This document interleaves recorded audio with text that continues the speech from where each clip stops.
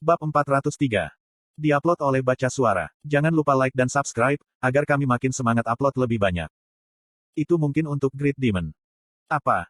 Pak Ma adalah iblis yang hebat. Itu konyol. Tunggu. Great berusaha menyangkalnya, ketika dia tiba-tiba berhenti. Dia tidak cukup tahu tentang Pak Ma untuk dihakimi, dan sifat Braham juga aneh. Sebenarnya, bukankah Braham seorang vampir, bukan manusia? Seorang Great Mage legendaris adalah Demonkin. Jadi tidak aneh, jika Blacksmith legendaris juga seorang iblis. Tapi, kenapa? Mengapa itu tidak disebutkan dalam legenda? Braham merasakan kebingungan Great dan tertawa. Bukankah kamu seorang idiot, untuk mengambil kata-kataku pada nilai nominal? Great mengerutkan kening. Aku telah menggunakan Elixir of Intelligence. Jadi, mengapa kamu masih melihatku sebagai idiot? Tidak, apa artinya itu? Untuk membuatnya lebih akurat, Pak Ma adalah manusia yang menerima kekuatan Great Demon. Dia menerima kekuatan Great Demon. Baal. Petik 2 tanda seru petik 2. Great kaget. Apakah dia tahu berat nama Baal? Tidak, itu karena Great merasakan kemarahan Braham. Kemarahan tertanam dalam jiwa Braham seperti jurang, dan perlahan-lahan mendidih. Great menahan jiwa Braham. Jadi, dia juga marah. Pak Ma adalah kontraktor Baal. Petik 2 tanda seru petik 2. Great sekali lagi terkejut. Pertanyaan memenuhi matanya. Apa itu kontraktor Baal? Kurung buka. Hah? Itu adalah pertama kalinya Great menemukan, jika jiwa juga bisa menghela nafas.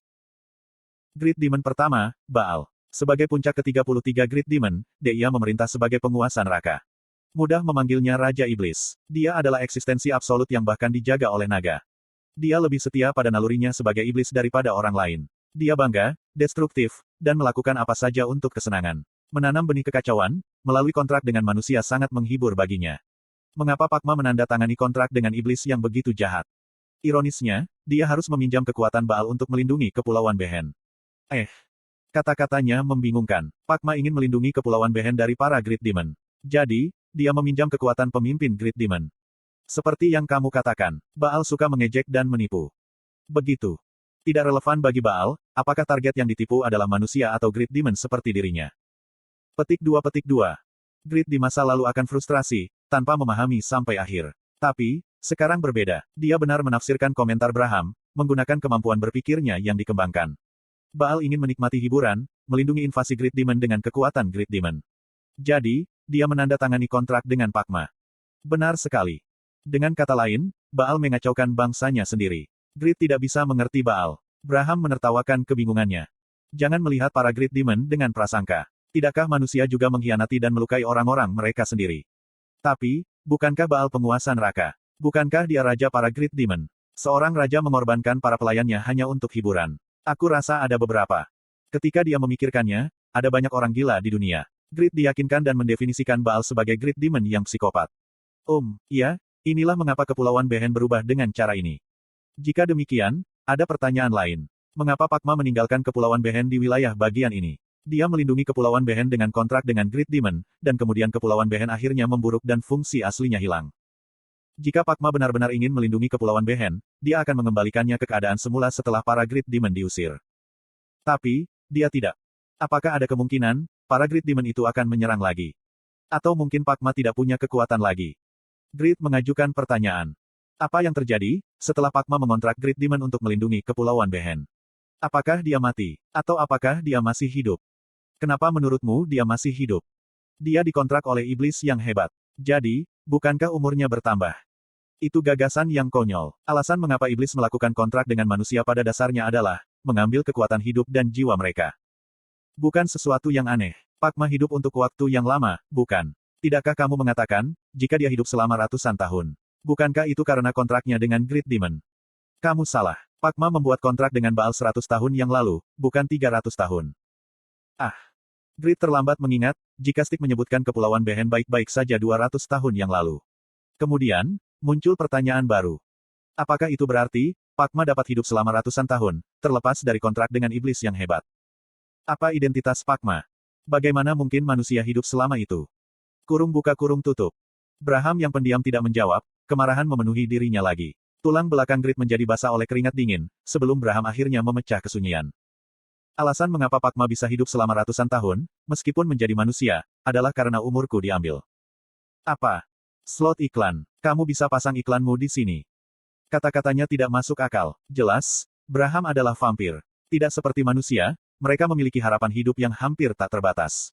Sehingga, mungkin ada cara untuk mentransfer umurnya kepada seseorang. Itu tidak aneh bagi Grid Mage yang bukan manusia dan legendaris, untuk melakukan sesuatu yang di luar akal sehat. Namun, Braham mengatakan, jika masa hidupnya telah diambil. Apakah itu berarti, kamu tidak memberikannya dengan sukarela? Apakah kamu dan teman dekat Pakma? Bagaimana jika aku ditipu dan dikhianati? Petik 2. Dia ingin mendengar lebih banyak cerita. Grid penasaran, tapi Braham tidak ingin membicarakannya lagi. Ya, jika kamu ingin tahu lebih banyak tentang Pakma, capai pulau terakhir.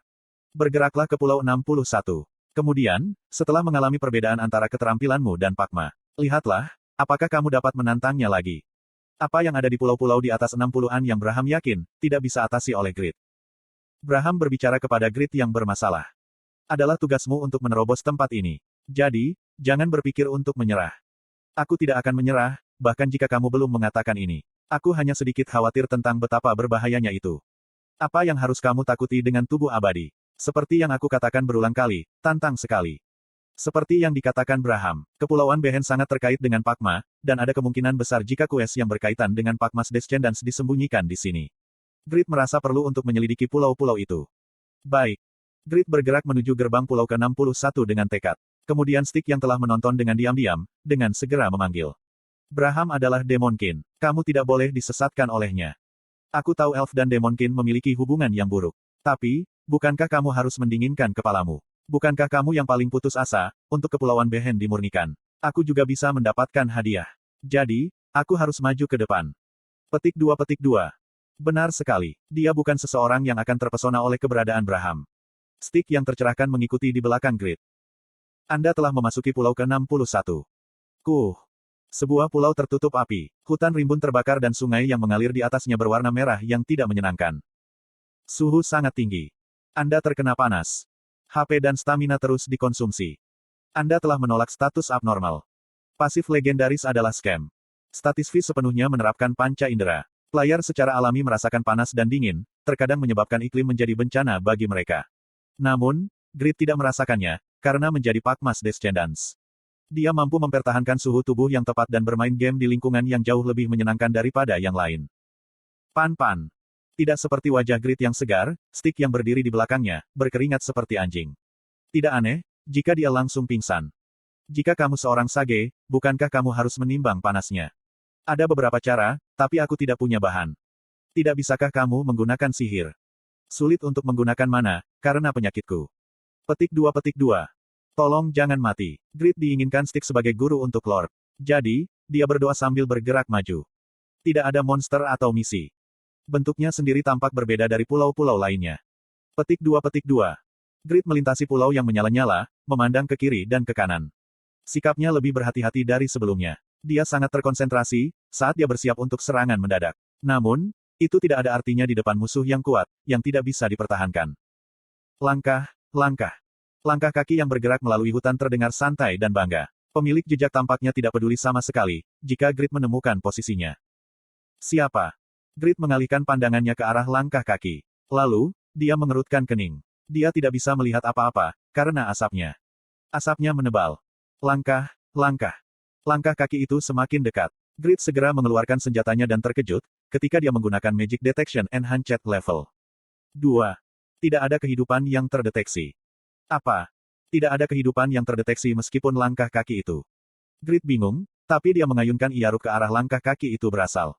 Tapi, asapnya, tidak, itu lebih gelap dari sekadar asap, dan dia tidak bisa melihat target dengan benar. Uok.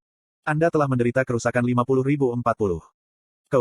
Musuh sudah bergerak. Serangan itu seharusnya ada di depannya, tapi itu berbalik dalam sekejap dan mengenai punggungnya. Mata Grid melebar, saat dia kehilangan lebih dari 2/3 HP-nya dengan satu serangan. Itu benar, itu Lantier. Braham menembus identitas musuh yang tersembunyi dalam asap.